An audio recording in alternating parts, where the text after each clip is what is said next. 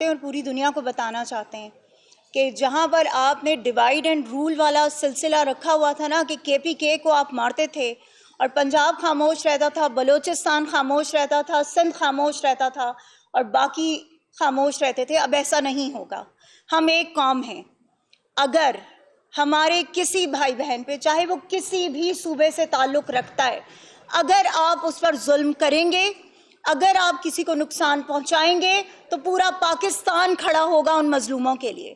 آپ لوگوں نے یہ تک نہ سوچا کہ جن 2 معصوم بچوں کو آپ شہید کر رہے ہیں، جن کو آپ مار رہے ہیں، وہ کسی ماں کے بچے ہوں گے، وہ کسی ماں کے لختے جگر ہوں گے۔ انہوں نے اس قوم کا، اس ملک کا بیڑا اٹھانا تھا آگے جا کر۔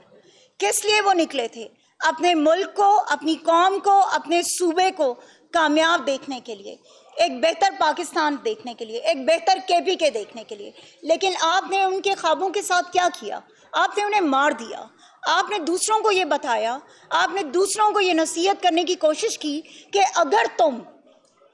کھڑے ہوگے، اگر تم اس سسٹم کا مقابلہ کرنے کی کوشش کرو گے تو تمہیں مار دیا جائے گا۔ تو یہ بہت اچھی طرح سے کان کھول کر وہ لوگ سن لیں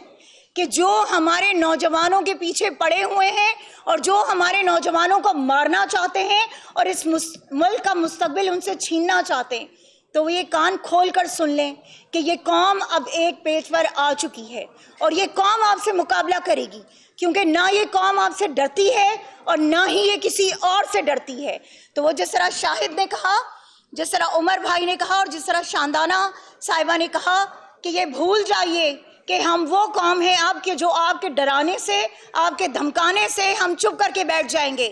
ہم اب وہ قوم بن چکے ہیں کہ جو اپنا حق بھی لینا جانتے ہیں، جو مقابلہ کرنا بھی جانتے ہیں۔ اس لیے میری آپ سب سے یہ گزارش ہے اور آپ سب کو تنبیہ بھی ہے،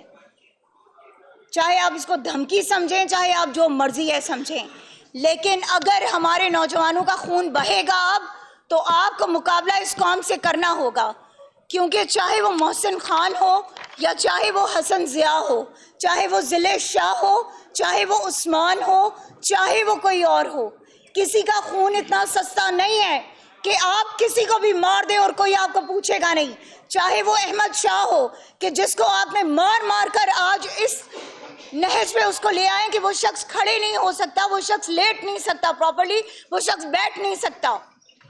تو یہ آپ کو سوچنا ہوگا کہ آپ کو یہ قوم اور یہ ملک چاہیے یا آپ کو ان لوگوں کی نوازشات چاہیے کہ جن کے لیے آپ اپنے ملک کے مستقبل کو مار رہے ہیں۔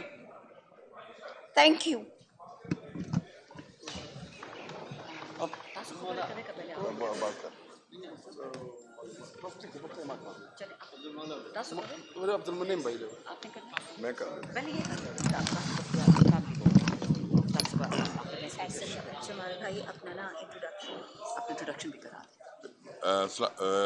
اعوذ باللہ من الشیطان الرجیم، بسم اللہ الرحمن الرحیم۔ جمال احسن خان میرا نام ہے، میں N89 میاں والی سے ہے۔ میں نے تو جیسے ابھی یہ بات ہو رہی ہے کہ ہمارے 2 بچوں کو شہید کر دیا گیا ہے، تو اس میں تو یہ کہوں گا کہ الحمدللہ ہماری خوش قسمتی ہے کہ ابھی کے پی کے میں ہماری تحریک انصاف کی حکومت بن گئی ہے، اور یہ ہم بھرپور مطالبہ کریں گے علی امین گنڈا پور صاحب سے کہ جن لوگوں نے ان بچوں کو بے دردی سے شہید کیا ہے ان کو وہ عبرت کا نشان بنائیں، تاکہ پاکستان بھر میں یہ تمام لوگ جو ہمارے معصوم بچوں کو مار رہے ہیں، ان کو بھی ایک سبق جائے کہ جب قانون نافذ ہوگا تو ان کے ساتھ بھی یہی حشر ہوگا۔ ظلم کی انتہا یہ ہے کہ ان کا قصور کیا تھا کہ یہ صرف الیکشن اپنا رزلٹ لینے گئے تھے۔ جتنی بے دردی سے تحریک انصاف کے کارکنوں کے ساتھ پورے پاکستان میں ظلم و جبر پچھلے کئی مہینوں سے، بلکہ اب 1 سال سے زیادہ ہو گئے، 2 سال ہو گئے، روا رکھا ہوا ہے، میں تو حیران اس بات پہ ہوتا ہوں کہ یہ پاکستان تو ہم سب کا ہے، لیکن ہمیں تو اس طرح تحریک انصاف کے ورکرز کو اور کارکنوں کو اور لیڈرز کو اس طرح دیوار کے ساتھ لگایا گیا کہ جیسے ہم کوئی اچھوت ہیں یا ہمارا اس ملک سے کوئی لینا دینا ہی نہیں ہے۔ تو یہ پاکستان کو تقسیم کرنے کی ایک گھنونی سازش ہے، جس کی جہاں جس کی ڈوریں کہیں اور سے ہلائی جا رہی ہیں اور کٹ پتلیاں یہاں پہ یہ فیل کر کے اور پورے ملک کو کمزور کر رہی ہیں. تو میرا ان تمام جو طاقتیں اس ملک اور قوم کو تقسیم کرنے کی کوشش کر رہی ہیں ان کے لیے یہ پیغام ہے کہ خدا را بس کر دیں. اب یہ پاکستان